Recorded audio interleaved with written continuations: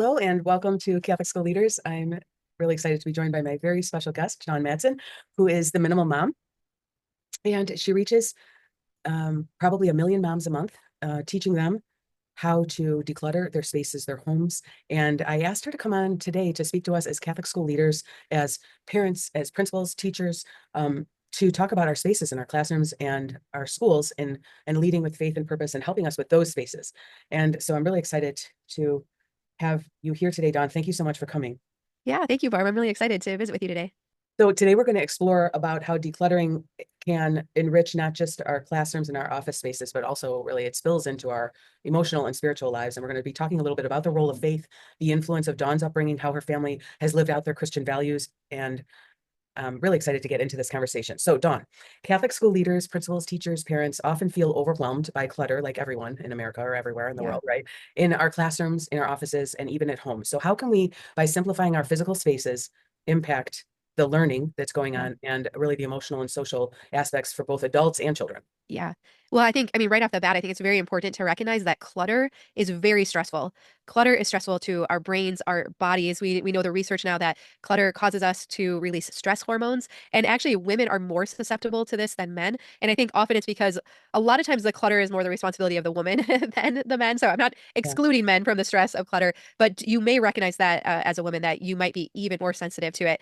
The problem is many of us have lived in cluttered environments for so long now, and we have this kind of like underlying sense of stress, anxiety, tension, and we don't always know where it's coming from. And we don't necessarily think it's the clutter around us. But what you find is you start to simplify and remove some of this like overstimulation that you're like, oh, wow, that actually was causing me to feel kind of on edge and unsettled in my spaces. And so, whether it's our home or our classroom or our office spaces, as we reduce the amount of stuff in there and simplify it, it becomes a more peaceful place to be. And I mean, what's really cool now is the research that shows that we can actually create better focus and we can process information better in a very highly simplified space. So especially for educators, when you're looking at the design of your classroom, in the past, I think it was very expected, especially elementary classrooms, that they were bright and colorful and there's artwork and there's things hanging from the ceiling. I think back to my classrooms growing up and everywhere you looked, there was stuff, right? And different things. But we have to recognize that the world is much different. We live in a very noisy and chaotic world right now. Everyone's attention spans are so short and limited. And so we have to imagine our classroom spaces differently than we might have in the past. So I know that you went to a Catholic college because we had talked about it because my son went to the University of St. Thomas and Yeah. you were born and raised in Minnesota. Before that, did you attend Catholic elementary school, high school, or religious education programs? And what customs or traditions? I think you say your mom really loves Christmas. I would just Yeah. imagine, And do you remember most growing up along those lines in your childhood? Yeah, so we grew up in a Catholic church. We went to public school, but definitely went to Sunday school and everything. And so growing up, I would say that actually, like the church we went to, it's an old church, but they had just added on the new like gathering hall and classrooms. So our classrooms for Sunday school and everything were actually very simple. And now that I look back, I actually kind of appreciate that. But I definitely grew up in a home that was cluttered. My mom loves Christmas. She loves decorating. She sold home interior for a while, so she would love putting together the different like vignettes of stuff.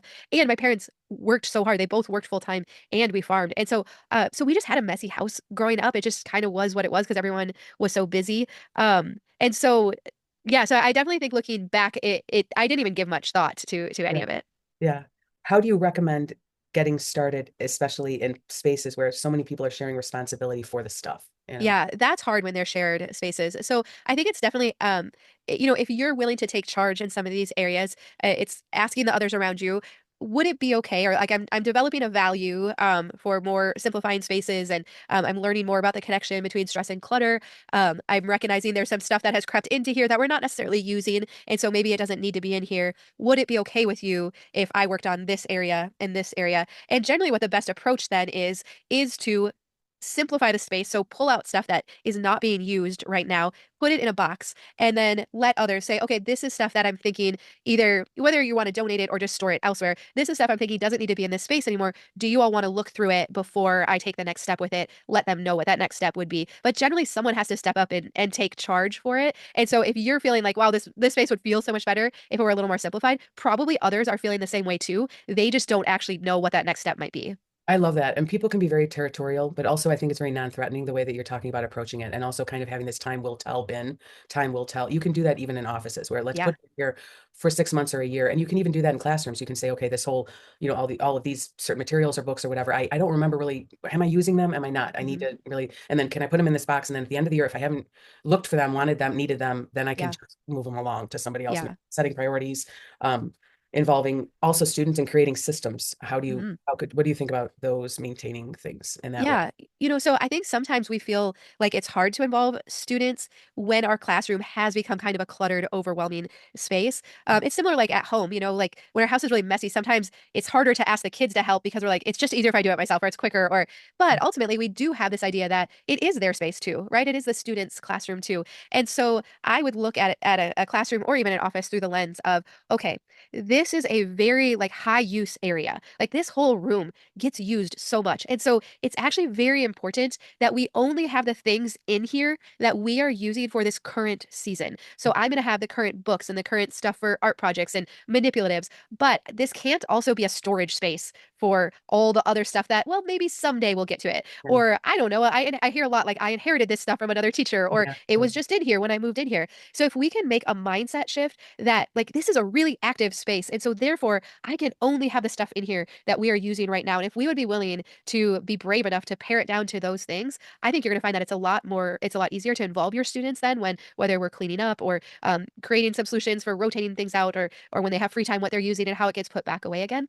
It's been a lot easier to involve your students, and you're going to find your bandwidth freed up because, again, you're not feeling all that pressure and stress from all that stuff in there. And so you're going to be more open minded about involving them and listening to their ideas. And they have brilliant ideas, right? When they're like, oh, what if we stored this stuff over here, where we actually use it? And you're like, wow, I never actually thought about that. But Mhm. you're going to have more capacity to entertain their ideas, to brainstorm, to implement them. And it really is going to be this collaborative approach where the students do take a lot of ownership for their classroom and then they feel more buy in for keeping it tidy and keeping it maintained and all of your systems in place. So it becomes a much, much more enjoyable place to work.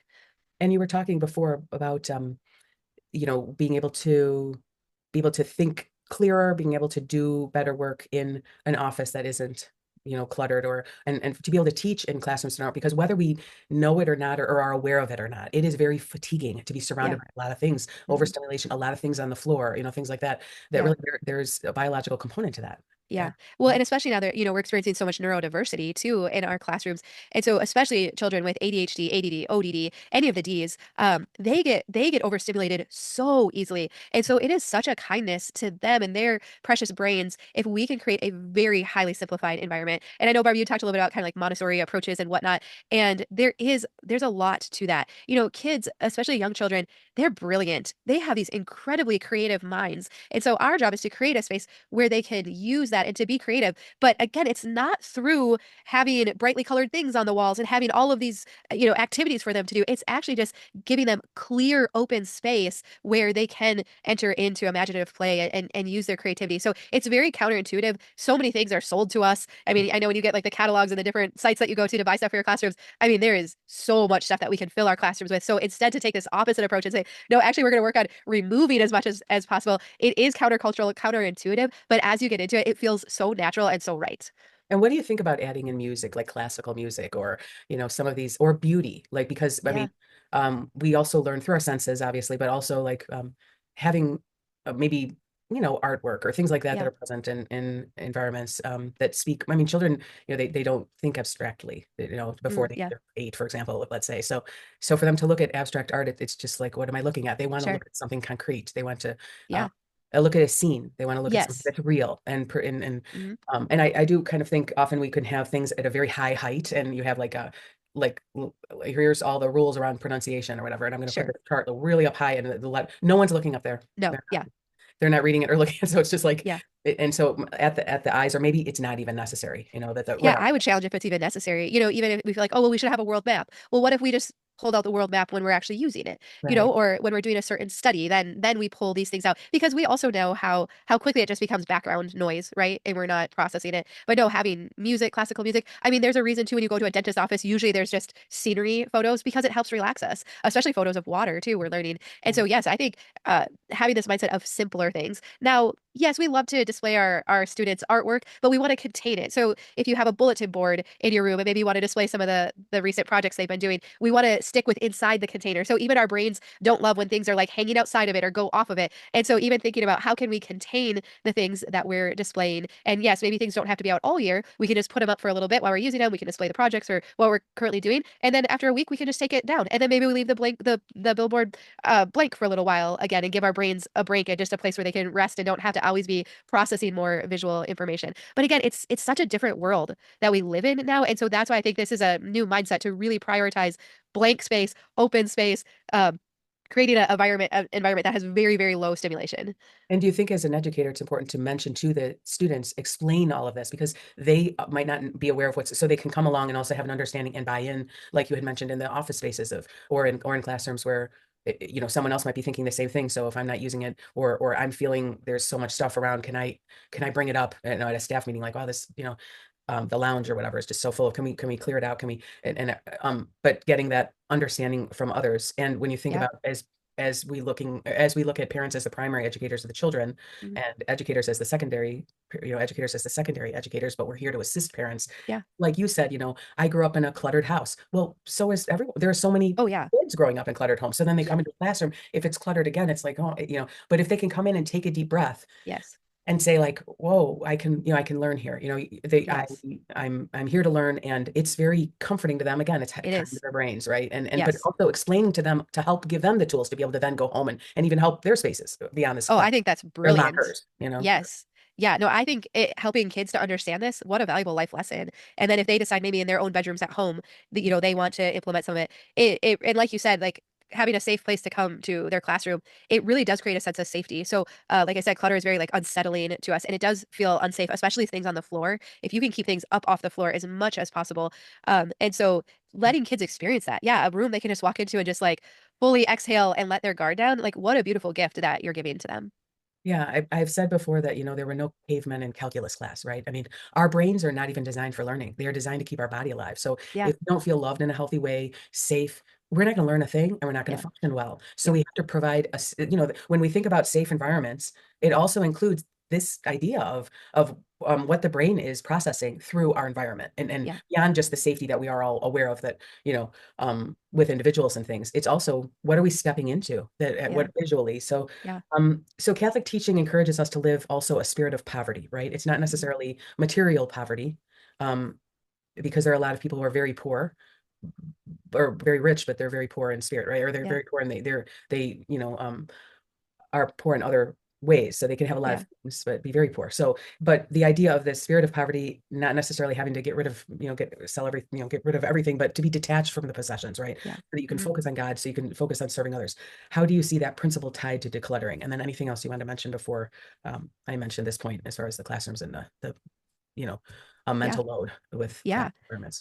I mean, we live in a world where, I mean, everywhere we turn, we're being marketed to buy something else, and our kids, it's no different. But I mean, that is the exact opposite of what Jesus came to do and to show us, right? I mean, this idea that stuff really adds no value, but how much do we idolize it now? And so through our process of decluttering our house and getting rid of 80% of our stuff, and again, I just started minimalism as a housekeeping tactic. I was just a mom drowning in stuff who was like, what am I going to do? How am I going to deal with this? And so I found minimalism, we started decluttering, and then I realized what a spiritual process it was, that through this, it was like detoxing or cleansing yourself from clinging to all these things to try to find some sense of safety and security and to believe that our needs were met, but that it was sucking the life out of us. But then as we detached from it, we said, okay, I'm just gonna have the stuff in my house that I need, that you realized how much you were freed up to be creative and to help others and to give. And so I think especially in our classrooms, we want to steward that same mindset too. And so can we imagine if we have less stuff and the focus is less on the physical things? And again, even like your students are going to pick up on if you're keeping those books and those extra craft supplies and all of this out of some kind of fear mindset of like, well, we might not have enough, or but what if someday? Like they're going to sense that. But if instead we can say, you know what, if I have extra stuff, I'm going to share it with someone else who could make use of it right now. We're only going to have the stuff in here that we need right now. And we are going to collectively trust that if we do a project or something else comes up, we need something, all we gotta do is put the word out. And like we are gonna have that at our disposal. What a beautiful way to lead a classroom and what an incredible lesson that you're gonna be teaching your students. Yeah, that really echoes the church's teachings about charity and good stewardship. And in what ways when you think about us helping us to be more charitable with our time and our resources, I mean, how soon can they pick up on it? I mean, do you think it Yeah. can be picked up on really quickly, or do you think it's just something that it's, I mean, they're good, the children are just they're modeling. We are modeling and they're picking up on Yeah. everything, whether it's Yeah. spoken or unspoken, they're Absolutely. picking up. And then you can watch and you can see it kind of manifesting in their behavior, and you can tell what I'm doing is affecting, you know. Yeah. Well, and Barb, again, I think this can be tricky territory because I mean, I know educators, you don't have tons of extra money where you're like, oh, well, if I donate that or declutter it, I need it again, I'll just go buy it again. And we often think that being a good steward is trying to hang on to all this stuff and save it for the day when we do need it. But again, I think that's where stewardship has gotten a little twisted in our minds, that trying to store up everything for ourselves and to provide for our own needs is not actually the definition of stewardship that we're looking for. Instead, it's like you said, sharing it with others and then being able to fully trust, and that it'll come around. But that trust comes from experience then, right? But we Right, don't get to experience that trust of being provided for when we need it because we've been so busy providing for our own needs and trying to hoard and collect everything else so we will have it just when we need it, right? So it takes a step of faith in the beginning to say, okay, I'm going to let this stuff go. We're just going to see what happens, right? But your faith will be bolstered as you live this way and experience it, that like, oh, right, I did just have to say, hey, we need some pipe cleaners and whatever, and a mom dropped it off because they had extra at home, right? And right. then we have that experience. And then over time, you're like, okay, yeah, I don't have to try and collect all this stuff for myself. Yeah, we can donate the excess. We can have more time for the people rather than maintaining all the things. Yeah, They, teach the children to be more intentional and to be more generous. yeah. I remember hearing your mom actually tell a story. I think she was in the car with you and your sister, your twin sister, who you do videos and things with, about your birth. You're a twin, I think, right? Mhm. And I thought I heard her say that she was the poor priest was, she was maybe working for the church and she'd gone into labor, and then he was like, "Oh my," and she's like gone into labor with it. Can you share that story with us, or what is the Yeah. Yeah, my story? mom worked in the parish office at our church when she was pregnant with us. So my mom, she is just the coolest. And her doctors did not tell her she was pregnant with twins until about a month before she had us because she had hypertension, she had high blood pressure, and they were worried that it was just going to really stress her out. So she didn't even know, but she was at work and then yeah, started having contractions, and she was like, "Oh no!" And she stood up, and it was like behind a desk, like there was the counter, and a priest was coming in. He looked over and he saw her, and she was huge. Like we're short, she's like 5'2", right? And she was huge, and he's like, "Oh no, sit down, sit down." She's like, "But I don't think I can. I think I need to go to the hospital." He's like, "Sit down, sit down." He had no Yeah. idea what to do in this situation, and so it was pretty Oh, funny. So, I'm sure he was praying for her, and it all worked. uh, And we have Dawn, and we have our beautiful Dawn. Oh, that's awesome. Um, so it's while your parents raised you Catholic, it sounds like they also truly lived out their Christian faith. yeah. How did their example of faith and service influence you and prepare you for the work you do today? Yeah. I mean, my parents are the hardest working people I know. They modeled hard work, but in a very like a way of like this is what we've been given and trusted with, and so like we are going to do the work it takes to maintain it. And being farmers, like it's so beautiful. I wish everyone could grow up on a farm. Like seeing the reaping and the sowing. I mean, that gets drilled deep into you when you plant a little tiny corn seed in the spring, and then by fall it's way over your head and ready to be combined. Like I mean, you can't get away from those principles, but they are so generous. I mean, anybody knew if they stopped by our farm, my dad would drop everything and help them with what they needed. But one of the things that stands out to me the most, and I would encourage other parents and educators, is that they just never drew attention to the fact that we didn't have as much as everyone else. They were never envious of others. They were never like, oh, well, they have a new car and we don't, or they can afford this and we can't, or they're going on these vacations. I mean, pretty much everyone around us had more than we did. They never ever drew attention to it. And that has stuck with me so much. And especially in a world now where it's so easy to compare ourselves to others, but they just kept their heads down and helped others every opportunity that they had. And they're the happiest, some of the happiest people I know. And so that has really stuck with me. I'm like, what do we got to do to free up our time and energy so that we can help others? Because I believe with every fiber of my being that that is the only way to find true joy and happiness. And when you are continually planting seeds of serving others and helping others, the benefits that I mean, we don't even do it from a selfish mindset to get, right? But we end up getting so much more, it Yeah, feels like, than what we're even giving to others. And you can't experience that if we're just in our homes, drowning in our stuff and trying to manage our stuff or collect more stuff or keep more stuff. It's not possible. You can't have both in your hands at the same time. So as we've let the physical stuff go and just been like, okay, I'm laying this down. I don't believe I need this stuff anymore. What has come back to us and the time and the energy that it's freed up to be able to serve others more? It's so rewarding. And so that's why I'm just like, permission, everyone, permission, let go of this stuff. It's futile. It does not matter. It is so fleeting. It makes no impact on our lives. But like get rid of it, free yourselves up so you can focus on the things that truly do bring true life and joy and happiness. yeah. And I think it's a lesson for parents, what you're talking about, that it doesn't matter what you say, it matters, virtue is better caught than taught. I mean, at the end of the Yes. day, your parents, what was important to them? Number one, they were living their Catholic Christian values. They didn't have to do that. Yeah. Okay, she didn't have to, she was modeling also, I'm working at the church for however long, but this means I'm here because I love God. It's a way to serve, and God is also blessing me, helping me Yeah. out financially, maybe for that time, helping me. I'm close to our Lord. I'm having my children close to the faith. It's important to parents. If I think that when we realize what are the greatest gifts that our parents give us, number one is our life, of course, and second to that is our faith. I Yeah. mean, when you think about, I mean, I think about it that little Barbara, they brought to the waters of baptism, so I could become a child of God. I'm imprinted with that for my life. I will always be a child of God because they did that. That sacrament meant the world to them. They took their faith very seriously. It wasn't an option out there, just an option. It was the option. Yeah. They had 6 kids, and it's a hassle to get kids ready, go to mass Yeah. every week. Yeah. But they did it, and and they really didn't have a lot of means, like you're talking about with Yeah. your family.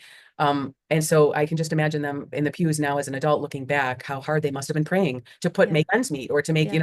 and to educate their family, and to be able to put, food on the table or whatever. And parents, it's the same thing today. When you think about it, it is, nothing has changed as far as that goes. But Mhm. when you're a parent, you get to decide what's important to us. Yeah. And I love these stories because I think that, going out of your way as a parent to get your child to religious education every week can also be a hassle, right? Yeah. Yeah. But I want them raised in the faith. I want them to be close to Christ. And it isn't just going to happen being around. And it's certainly Yeah. now it's not 20, 30 years ago as well. Yeah.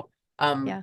it is that much more important to put them in a position to receive grace. And they can't do it if they're never in ever in service projects and Yeah. in religious education, and they're not being formed in the tenets of the faith and in Yeah. scripture um, and service. So it's worthwhile. And they won't become adults who serve if they're not given example and they're not given formation when they're young. Mhm. Yeah. And how much happier you'll be. And you think, Yes. when you look at it, like, I'm on the other side of it.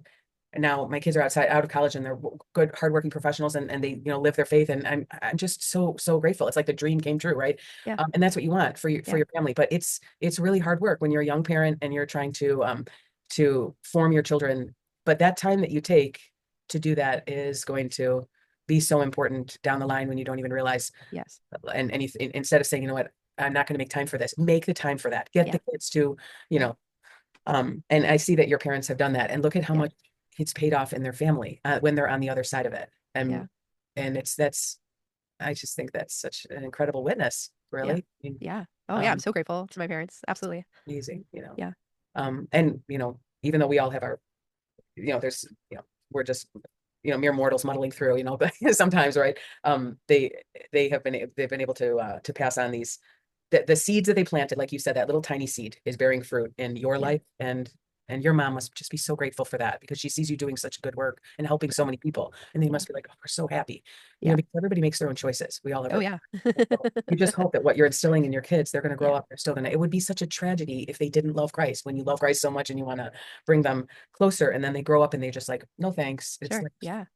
Yeah. but you don't know, you don't. Yeah. Right. So Right. you have to put that work in to really not just tell them that, but it's Yeah. like, tell them, but then you don't bring them to mass, or you tell them, but you don't bring them so they can be formed in the faith. Forget it. They're not going to definitely get it. There's going to be a huge Yeah. disconnect, and it's just lip service, Yeah. and it's not going to take. Yeah. So That's it's good. like it takes. And then, Yeah. so, That's awesome. yeah. Yeah. It's funny because when I brought Charlie to college in Minnesota, there was some kind of a big, it was like this outside of one of the buildings. It was, I don't know, they had been doing some kind of work there, and um, there was like, it was all overgrown, like just weeds and all this, right? And Okay. it was supposed to be like a little Marian garden, a little statue of Our Lady. And I remember walking by that with him, and I remember him turning and looking at that saying, well, there's a service project for me, and it was like Wow. so amazing. But it just something that he thought of, because Yeah. that's what you do. You clean it Yeah. up if it's a mess, you make it Yeah. beautiful, you're here to, so it's That's just so great. cool. That's And awesome. I'm sure your mom can think of a million things, like with you and your sister and your brother, how you've lived out your faith in different ways and continue to do so. So here you are, and you're building a global platform, helping others to simplify their lives. And I'm sure it requires discipline and routines. What daily or weekly norms or practices help you in both your work and your faith? I mean, like, what kind of practices are you doing that are helping? Yeah.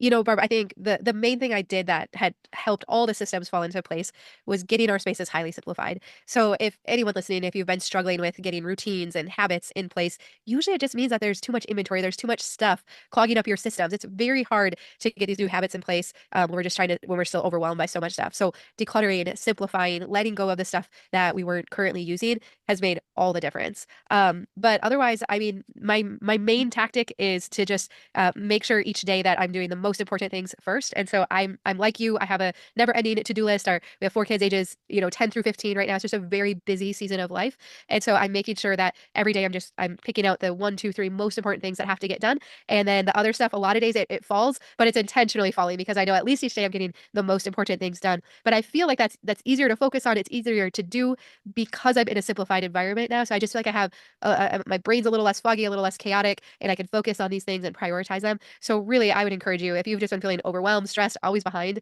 start with decluttering, get your spaces simplified. And I think a lot of this will start to fall in place for you too. Also, when you're thinking about being flexible and having a sense of order, but being consistent, like you do the all day declutter, but then that can't be it, but Yeah. you love to say 5 minutes matters. And I've even Yeah. got it up on my fridge, basically, because it really does matter. If you start and you take 5 minutes and when you're in an office space or in a classroom. So talk a little bit about that 5 minutes matters. At Yeah. the end of the day, It, you it, might be tired and you got a half an hour before you go. yeah. And you're thinking contracted time or whatever it is as a teacher or whatever. Yeah. Talk about 5 minutes matters.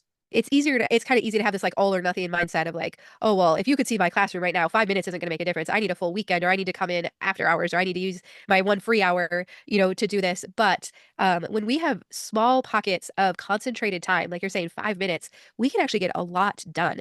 Sometimes we have big chunks of time. We're not very disciplined with it, right? But when we do a little bit every day, especially when we don't feel like it, we start to see progress, which creates momentum, but we also start to rebuild confidence in ourselves. Like, oh, hey, I can do that hard thing if I do it a little piece at a time. I can follow through with the things that I say that I'm going to do. So, yeah, 5 minutes matters is our mantra. And because no matter if you're tired, overwhelmed, have physical limitations, we can all do 5 minutes. Okay, so really, what can educators be thinking of in their spaces? Like this is what is, besides the task that they need to do, staying kind of rooted in the idea of 5 minutes matters. What do I need? What are the main things, main takeaways, I guess, or Yeah. staying Yeah. focused on what's really matters. Yeah.